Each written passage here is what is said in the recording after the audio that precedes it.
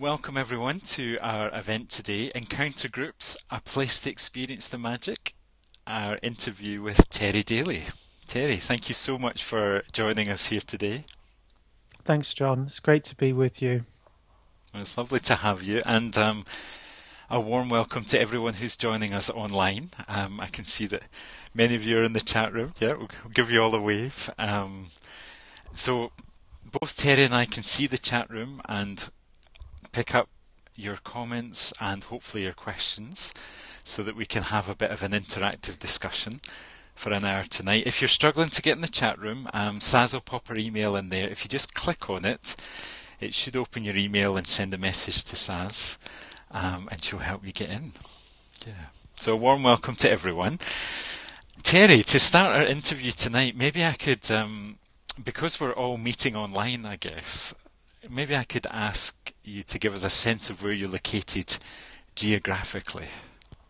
Okay, well, at the moment, I'm in a very stormy Glasgow in Scotland. I live in the city centre. I've been here for about 25 years now. And as I speak, the wind is wrapping the windows, so hoping it doesn't distract too many people. Yeah, we can't hear the wind now, but I guess let's hope your windows hold. At least for the interview, anyway. Yeah, yeah. Okay, well, thank you for a sense of where you are. Maybe you could, maybe I could ask you about your professional journey up till now, Terry. What's been the process for you till now?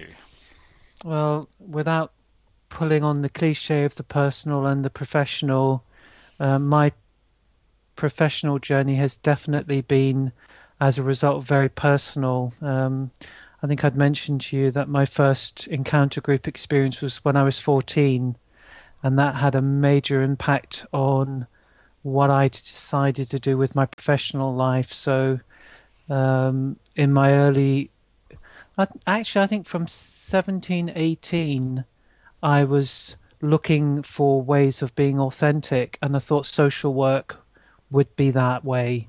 So my early career was working in residential and social care, and then social work.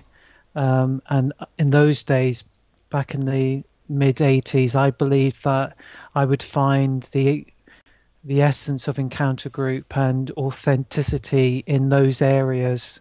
Um, I'm smiling a little bit because it wasn't exactly, it didn't work out that way. Mm, mm. Well, you were telling me before we came online how that happened for you when you were 14. Would you mind saying that again? Yep, Yeah. I would say I come from a classic troubled background, and as a young person, I really struggled with family. I really struggled with school. I really struggled with my community, and I actually hung out with a group. Then we used to roam the streets, and I lived in a town called Southall in Middlesex, and in the mid 70s, when I was 14, there were race riots happening.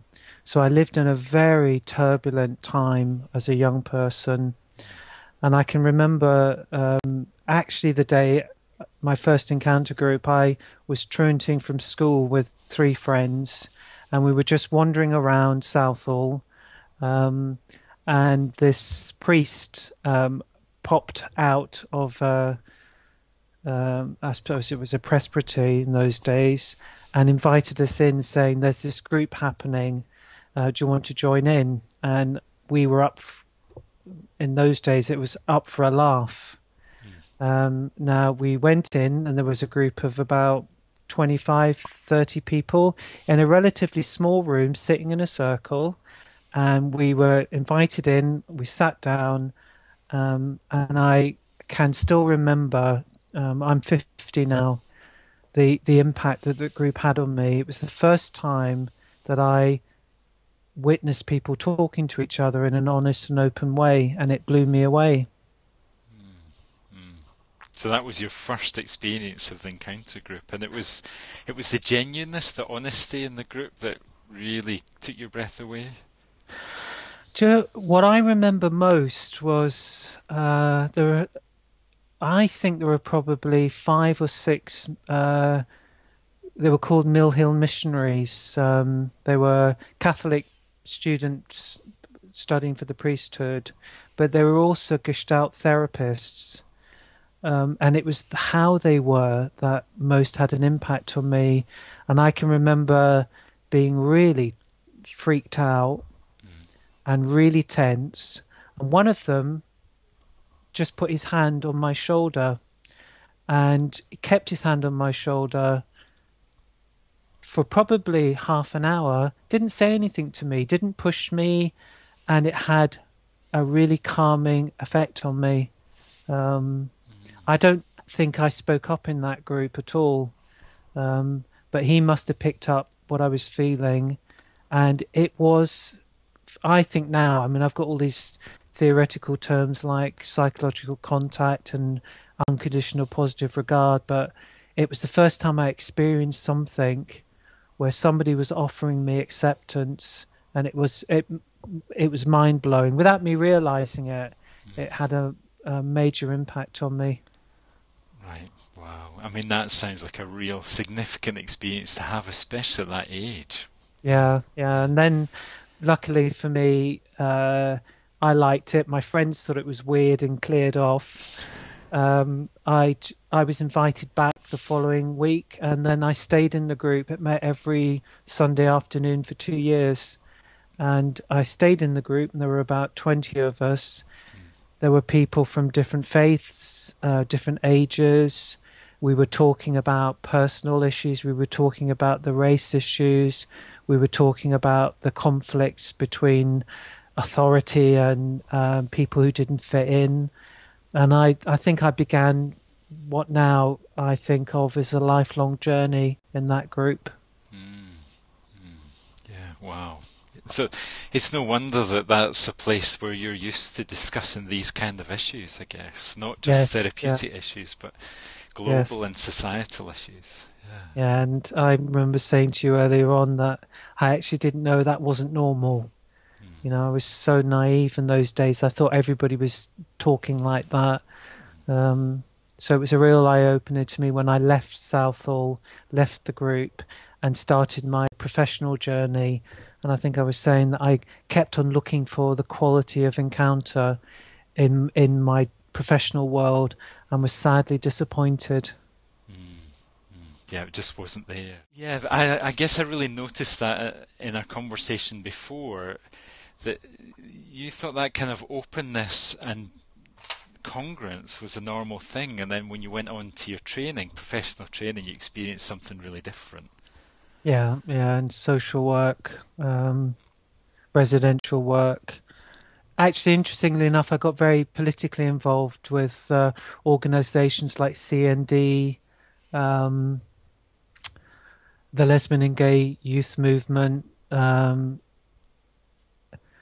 the anti-apartheid movement, and I felt some kind of kinship to the groups because there were big groups.